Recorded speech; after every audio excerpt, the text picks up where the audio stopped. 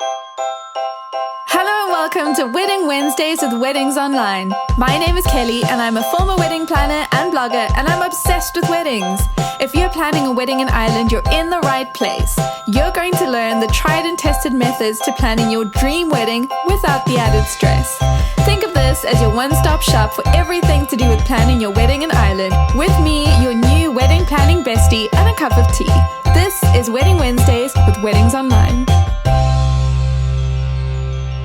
There are so many wedding traditions that when you think about it, we're kind of just doing them because they've always been done. But actually, when you really think about it, some of these traditions just don't really work. So today what we're going to do is we're going to have a fresh look at some wedding traditions. And this is the feminist edition because the reality is that a lot of these wedding traditions, they just don't work for modern couples. They don't work for a lot of same-sex couples, for feminists, and today we're going to look at just a little bit about what the traditions are rooted in, but more, we're going to spend more time on some things that you could do instead. So if, like me, you've been frustrated when you look at these stiff wedding traditions, even if you don't understand where they come from, sometimes they just feel a little bit weird.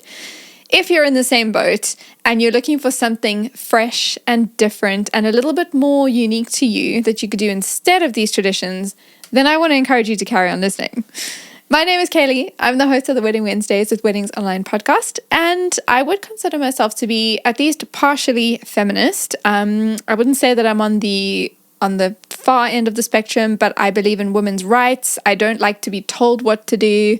And if you had to ask my husband, he might tell you that I'm a little bit stubborn sometimes. I don't agree. I just think I'm opinionated. But I definitely don't think that people should be doing things at their wedding just because they've always been done. So today what we're going to do is we're going to look at 7 wedding traditions. I'm going to briefly tell you why we do what we do, and then I'm going to give you some suggestions of what you might want to do instead if that tradition doesn't feel like it's the right one for you.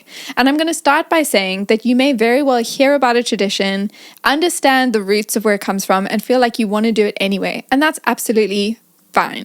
I did some of these things, even though I knew that they were kind of sexist and old, but sometimes you just want to do what you want to do, and that is okay. Your wedding, your way, whether that's sticking with a tradition or ditching the tradition, we want you to feel like you've got the wedding that you want to have. So let's get stuck in by looking at these traditions. The very first one is asking for permission. So now traditionally, this is what happens. The groom goes to the bride's father and asks for her hand in marriage. Now, this tradition actually goes way back to when women were considered to be property in some way, and they were used as barter. And so we can safely say that that's probably not the case anymore. But the tradition does feel a little bit outdated. And so if for you, the idea of your partner asking your parents for permission to marry you, if that feels a little bit stiff, here are a couple of things that you might want to do instead. So I've got 3 options for you. So number 1, instead of asking for permission, you could ask for blessing instead. So at the end of the day, when your partner goes to your parents and says, I would like to propose, even if they use the word permission, most of the time they're going to do it anyway. So let's call it blessing instead, where you're really saying, I would love to propose to your daughter or to your son or whatever, and I would love to have your blessing. The thing that I think is really cool about this is that you are including the parents in a really important moment. And this is particularly cool if you and your parents have a great relationship and you want them to feel included and honored. For them, the tradition may be really important. And so what I will say is that yes, it is your wedding, your way, but there will come a time, and this may be the time, where sometimes you need to put your personal preferences aside a little bit in a way that helps the people closest to you to feel loved and respected and honored. And so if you have a great relationship with your parents, but the idea of your partner asking for their permission feels a little bit icky to you, asking for their blessing could be a really great compromise where they're included, but you don't feel like a piece of property. Another option is your partner and you could have this conversation with both parents, not just the fathers, or even the siblings or really, really close friends, or if there's somebody else in your world or in their world who has had a kind of parental role in your life. It could be, your boss or your mentor, an aunt or an uncle. there's so many people that could fit that role. And maybe it's having a conversation about getting that person's blessing instead of the parents, or in addition to the parents. And now the third thing is that the word permission is really what we're talking about here. The only permission that you need is from your partner, and the only permission that your partner needs is from you. So as long as you have that, and as long as you guys are on board with getting married to one another, you're all set. The rest of it is really just honoring the roles that other people play in your life, which you can do in a way that doesn't feel gross, but makes them feel very, very special. Okay, number 2, who pays for the wedding? Now, this is one that we're seeing less and less of. Typically, well, when I say typically, traditionally, as in when my parents were getting married in the 80s and before that, the bride's parents paid for the wedding.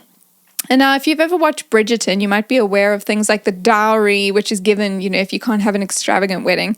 And that was like many moons ago.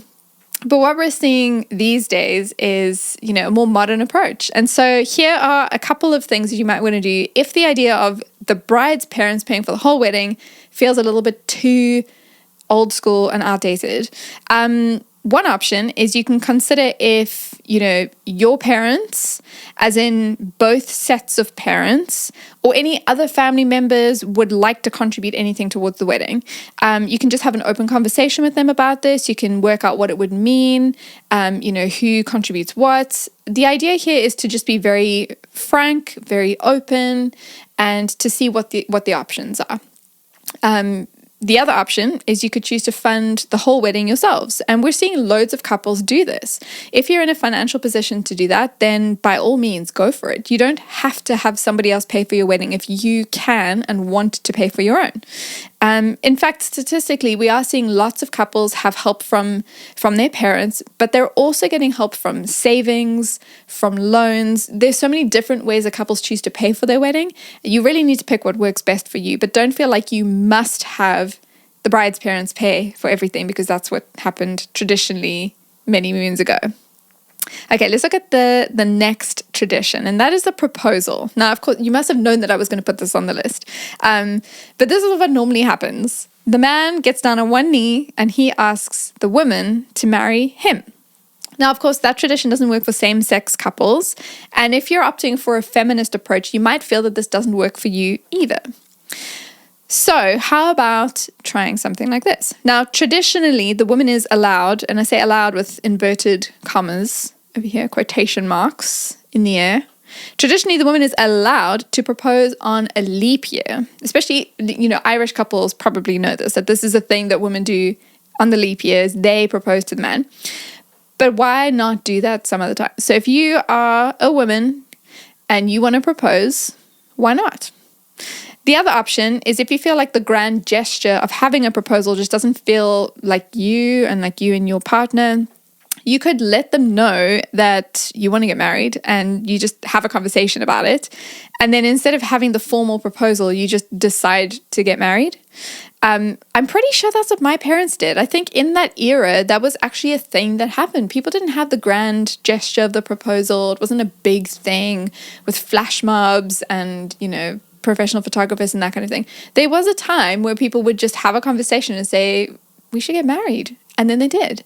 And maybe that's what you want to do. So have a conversation about that. I was all for the big proposal, and that's what I wanted. I wanted to be surprised. I wanted to be blown away, and I was. And so if you want to be surprised and blown away, great. If you want to be the one doing the surprising and the blowing away, do that too. But have a conversation with your partner about what you guys think, and make sure you're on the same page as each other. But speaking of proposals, the next item is the engagement ring. So this is what happens. The engagement ring is given upon proposing. So part of the proposing is you hold out the ring and say, will you marry me? And the ring is then given. But this is actually meant to be a token that demonstrates to everyone else that this woman is now taken. And so I kind of like that for myself. I wanted to have that physical symbol that I am now taken, I belong to someone else, that for me was good. But for some people, you may hear that and go, oh, I don't belong to anyone. I don't want to be their property. I don't want to have this ring that makes me, like it's like a symbol of me belonging to them. If that doesn't sit right with you, there are a couple of things that you could do. One is you could just ditch the engagement ring altogether and wait for the wedding rings. The other option is that you and your partner could both wear engagement rings because you're now both taken. So work out what fits best with you guys. And, alternatively, you could have some other symbol that says that you're engaged. You could get matching tattoos or something really cool. My husband and I, we actually got matching tattoos the week before our wedding. And the tattoo actually has our dates on it, including our wedding date. And so we had the wedding date put on a week before the wedding, and everyone in that week was like, oh my gosh, what if something happens? And I was like, what could possibly happen in the week before our wedding? And so, yeah, we have the tattoos and we think it's pretty cool. And we also can never forget our anniversaries, any of them, because they're on our bodies. But find something that works for you. If the engagement ring thing just doesn't sit well with you, pick something else. Okay, we have another 3 items we're going to go through. How about this one? Who plans the wedding? Now, if you've ever watched a rom-com or any kind of romantic movie about weddings, there is this trope that the men hate planning the wedding and the women are the bridezillas and they do everything and get very worked up about everything. Now, this obviously doesn't work for same-sex couples, and there are loads of modern couples that don't fit the stereotype. When I was planning weddings, about 10 years ago or so, 10, 11, 12 years ago, I was planning weddings with couples, and there were a few couples that I met where the groom was the one who was really invested in all the details. And I was really surprised by that. But actually, I'm seeing that more and more where grooms are really involved in things and they have opinions about things. And there are some brides who just don't care. And so you may be somewhere on that scale. Maybe you both care. Maybe neither of you cares. But if you don't fit that stereotype, this is what I recommend doing. You don't want to just go in assuming that the bride will plan and the groom will not. Or if there's 2 brides, do you both equally plan? Or if there's 2 grooms, does no one plan? How does it work? This is what you can do. Have an open conversation with your partner about what you both want.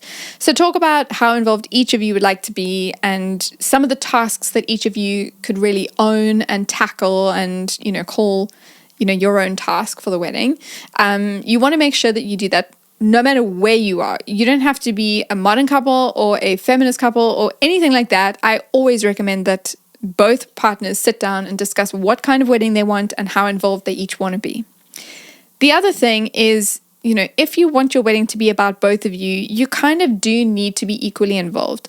It doesn't necessarily mean that if you have a list of 100 tasks to do, that you each take 50 tasks. But you need to be equally invested in what's happening if you want both of your personalities to shine and if you want both of your sets of requirements to be met for the wedding.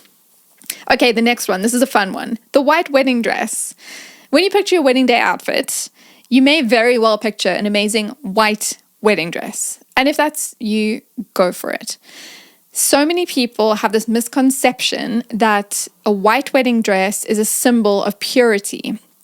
I don't actually know where that came from, but that's not really what's actually happening here.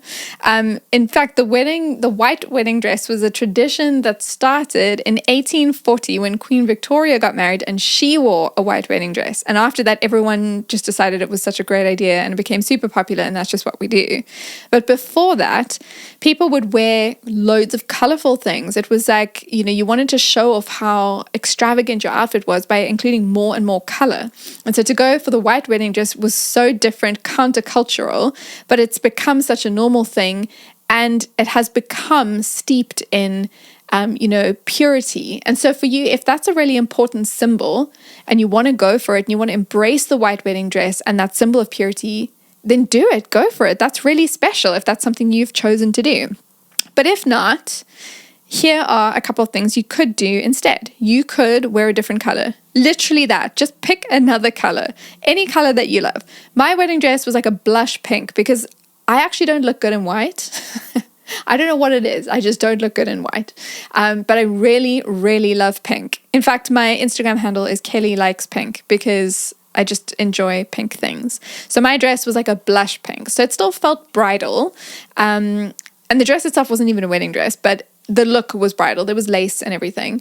But it felt more like me. And I wasn't trying to make a statement. I wasn't like, I don't want to have a symbol of purity or anything like that. It was just, I wanted something pink. And so I did what I wanted, and it was really cool.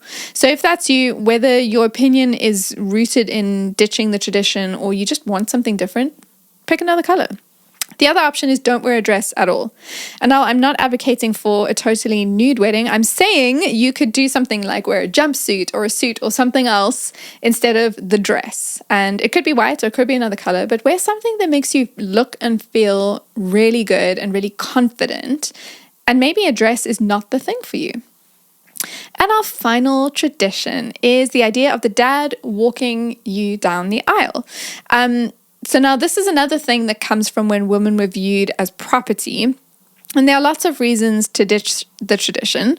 I chose to do this because I have a good relationship with my dad and I wanted him to feel special and honored, and it was just not worth the hassle of finding another way to do things. And I think it probably wouldn't have been a good thing for the relationship that I have with my dad. And so I thought it was a really special thing to have that moment.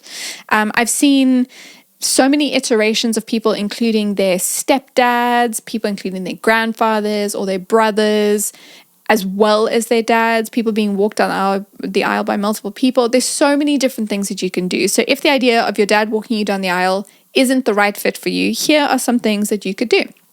Option 1, you could walk down the aisle with your partner. Why not? We've seen that. You just do a first look before the wedding, so you still have that special moment where you can see each other for the first time in your wedding outfits. Option 2, you could have both your parents walk you down. If they are both around, if you have a good relationship with them both, why not? You don't have to pick. You can have both. Option 3, you can have another significant family member walk you down the aisle. So it could be your brother, your uncle, your grandfather, someone else, a mentor to you. You know, there's so many other people who could have that parental role in your life and you want to honor them.